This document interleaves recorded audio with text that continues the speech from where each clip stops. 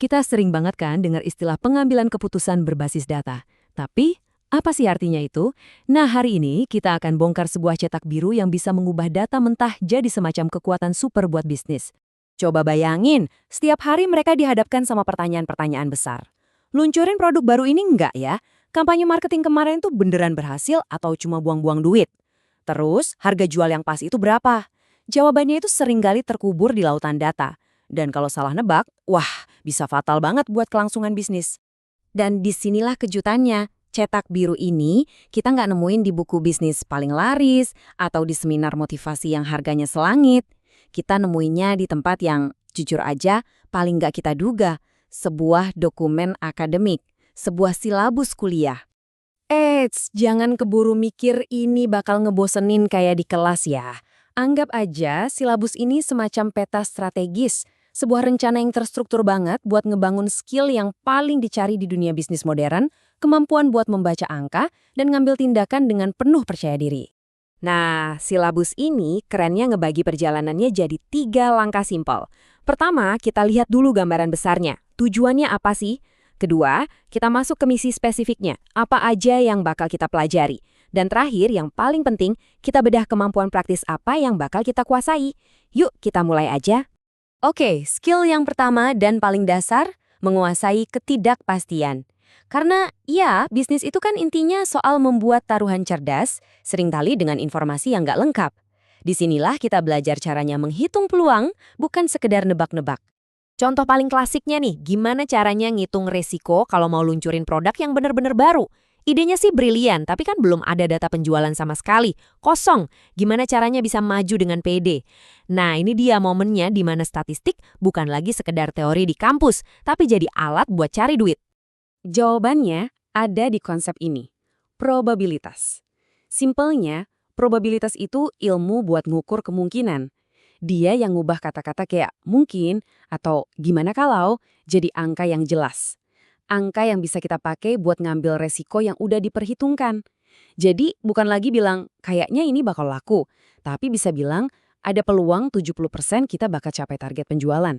Dan untuk melakukan itu, kita punya toolkitnya. Ada yang namanya distribusi probabilitas. Ini gunanya buat metain semua kemungkinan hasil dan seberapa besar peluangnya.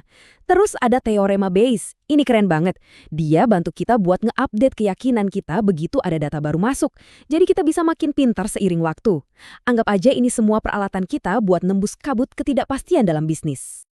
Oke, jadi kita udah bisa ngukur ketidakpastian. Keren. Sekarang, langkah berikutnya adalah gimana cara ngilangin ketidakpastian itu. Disinilah kita pindah gigi. Dari yang tadinya cuma main firasat, sekarang kita main pakai bukti. Bukti yang gak bisa dibantah. Pernah gak sih ngerasain ini? Kita baru aja ganti strategi harga, penjualan naik. Pertanyaannya, itu beneran karena strategi baru kita? Atau kita cuma lagi hoki aja? Nah, skill kedua ini yang ngasih kita jawaban pasti, bukan cuma sekedar harapan. Nah, sihirnya itu namanya inferensi statistik. Gampangnya gini, ini ilmu buat bikin kesimpulan besar cuma dari petunjuk-petunjuk kecil. Jadi, kita nggak perlu nanya ke semua pelanggan kita satu persatu, cukup ambil sampel kecil yang mewakili, kita bisa ngerti keseluruhan pasar.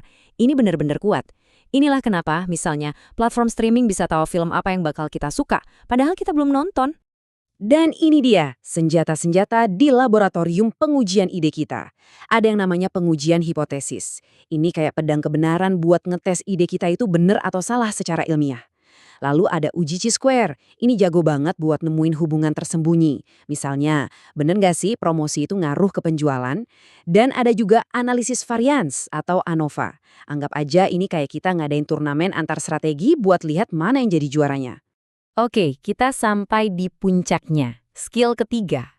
Kalau tadi kita udah bisa ngelola ketidakpastian dan ngetes ide-ide yang ada, sekarang skill terakhir ini adalah soal menggunakan data buat ngintip ke masa depan. Bayangin deh kalau kita punya semacam formula, sebuah formula yang bisa ngasih tahu kita, kalau mau penjualan naik, kamu harus naikin yang ini atau turunin yang itu. Kedengarannya kayak di film fiksi ilmiah ya, tapi ini beneran bisa. Dan alatnya namanya analisis regresi. Nah, di silabus ini ada contoh yang pas banget buat ngejelasinnya. Katakanlah tujuan kita adalah naikin pendapatan penjualan dan bahan-bahan yang bisa kita atur seperti yang kita lihat di sini ada dua, harga produk dan biaya promosi. Jadi pertanyaannya sekarang adalah, Oke, kita coba buat simpel. Kita fokus ke satu hal aja. Misalnya, kita mutusin buat naikin biaya promosi. Kita gelontorin lebih banyak uang buat iklan. Satu tindakan, nah, apa tepatnya yang akan terjadi sama penjualan? Ini dia pertanyaan jutaan dolarnya. Pertanyaannya bukan lagi penjualan bakal naik nggak ya, tapi naiknya seberapa banyak. Untuk setiap Rp1 yang kita keluarin buat promosi, berapa rupiah yang bakal balik lagi ke kantong kita sebagai pendapatan? Nah, itu dia. Dan alat canggih yang bisa jawab pertanyaan itu namanya analisis regresi. Dia nggak cuma bilang, oh iya ada hubungannya kok. Enggak, dia ngasih kita persamaan matematisnya yang pasti. Dia benar-benar ngasih kita formula untuk masa depan. Dan punya kemampuan buat memprediksi kayak gini, wah itu mengubah permainan sepenuhnya. Jadi, kalau ketiga skill ini kita gabungin, jadinya apa? Ini bukan lagi sekedar kumpulan teknik statistik yang rumit. Ini soal transformasi total, perubahan mendasar soal cara kita melihat dan menjalankan sebuah bisnis. Dan grafik ini nunjukin inti dari semuanya dengan jelas banget. Lihat deh, dari cara penilaian di silabus ini aja kita bisa lihat lebih dari setengahnya, 57%, itu fokusnya ke menguji ide. Artinya apa? Artinya tujuan utamanya itu bukan buat nyetak ahli matematika, tapi buat ngelatih para pengambil keputusan yang bisa ngebuktiin strateginya pakai data, bukan cuma pakai feeling. Pada akhirnya perubahannya tuh jelas banget. Dari yang tadinya ambil keputusan pakai firasat, jadi pakai bukti. Dari yang tadinya cuma bisa bereaksi sama apa yang udah terjadi, jadi bisa merancang masa depan. Dari yang tadinya cuma bilang, kayaknya ini bakal berhasil deh. Jadi bisa bilang dengan yakin, saya bisa buktikan ini akan berhasil. Intinya, Anda berubah dari seorang penjudi menjadi seorang ahli strategi yang memegang kendali. Dan pada akhirnya, semuanya kembali ke sini. Tujuannya bukan cuma buat menganalisis apa yang udah lewat, tapi buat menulis apa yang akan datang. Data masa lalu itu penting, itu bahan bakarnya. Tapi tujuan kita adalah mengemudikan kapal ini ke depan, ke tujuan yang kita mau. Bukan cuma ngeliatin spion buat lihat kita udah dari mana aja. jadi saya mau tutup sesi ini dengan satu pertanyaan buat Anda. Di dalam bisnis Anda, di laptop Anda sekarang, itu ada data yang lagi nunggu buat dibaca.